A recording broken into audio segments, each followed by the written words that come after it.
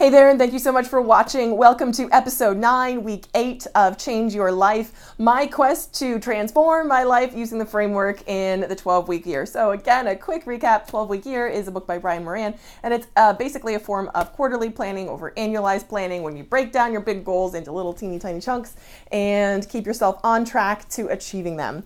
So here I am to do my normal weekly wrap up. So at the end of week 8, I will look down at my notebook and tell you my weekly scores.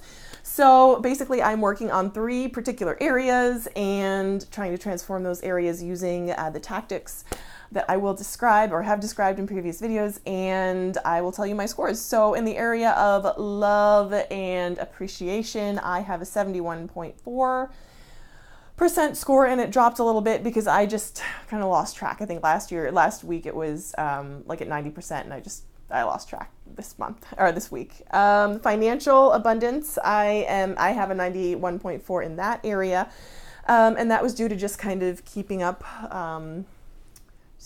like making it a habit to just kind of keep up with the tactics that I've been using, especially writing down my daily spending, which I noticed I was starting to slip, but I sat down today. I took 40 minutes. I was running some errands and I sat down, or I had some waiting time on my hands, so I sat down and I put in my numbers. And in the area of cultivating a business, I have an 84.3. So this week, I thought I would go a little bit more in depth into the area of building a business, and specifically my desire is to build a business that will support myself and the people I love. So right now, my primary source of income is my regular 9-to-5 job, like you probably. And so this is being the primary source. I want to make sure that I'm doing the absolute best that I can. And I do that by sort of studying and making sure that I'm using best practices to accomplish my goals at work, but also by working on myself and making myself a better critical thinker, a better communicator, better at problem solving. And these are strategies that I use to help me do my day job better, but also these are strategies that I use to sort of help me build sort of a side business on the side that I have as well that can support me. So these are the tactics that I'm using to get me closer to that goal of building a business that will support me. So I try there are 6 tactics, and I will tell you what they are. Then I will also tell you my affirmations that I say to build a business at the end, and I'll also write them in the description box so you have them for quick reference. So the tactics I use are, number 1, at least 1 hour per week toward business brainstorming. And this week was a little bit, I gave myself credit, but because it was Memorial Day here in the States, and on Monday, so I took some time and really sat and thought about my business. It's harder than you think, but so effective to sit down and really carve out that time to think about what you're doing. Like to sit down, just you and a notebook at a table, like no distractions, just to sit down and plot out your course. And I did that this Monday. And then the more I got going, the more I was like, oh, that an hour is not enough. So I really could have used more than an hour, but it's definitely a great place to start. So that's the first tactic. The second tactic is to capture business thoughts throughout the day. That can be in a notebook, and to just kind of jot them down. And I try to do that on a daily basis. The third thing is one more thing about jotting down your notes, ideas you might have that come to you throughout the day.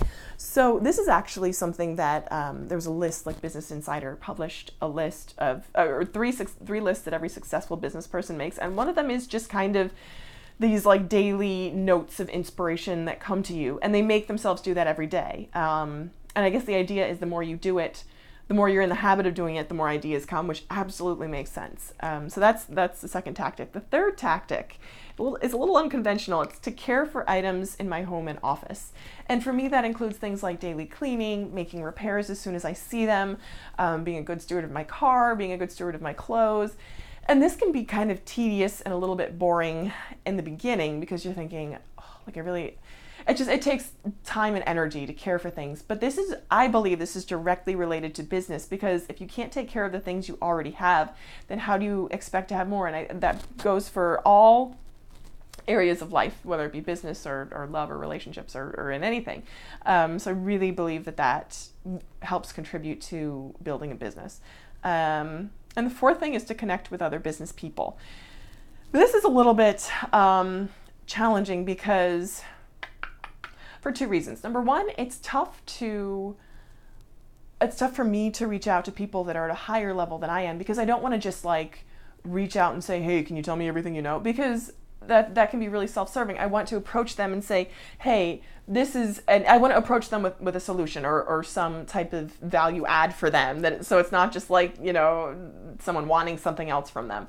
So it takes a little bit of strategy and really kind of empathy and trying to understand their mindset. At first it takes just finding them, because a lot of successful business people don't really want to be out there or are very private, and that's absolutely understandable. So to connect with people that are at a higher level than you are is a little bit challenging. Not impossible, but challenging, and it just takes a little bit more thought and kind of and forethought, like planning ahead. So that's a little bit of a challenge, but not impossible. I had tried a couple weeks back to get a mastermind group started. That didn't quite go so well, but these people weren't really, they were also at the same place that I was, trying to start or build something from the ground. So that's definitely an area where I could do better. The fifth area is to read, watch, or listen to material that will help me build my sort of skill. And that's so easy to do, like absolutely the easiest thing in the world. Because it's so available. There's YouTube, there's a library, there's newspapers, there's online. It's just really, it's being able to like winnow down what's important and what's from what's not important, what's going to serve you from like what's not going to serve you. And it takes kind of effort, because I don't know about you, but for me, it takes more energy to watch a video about at e-commerce than, what's in my bag video. But the e-commerce video is definitely the one that's going to kind of help you move forward, help you move forward in your goals. So really making a point to choose to watch sort of the meat and potatoes, or, the veggie video over like the fun candy video is something that I'm trying to do, and to eat more of the nutritious content, consume more nutritious content.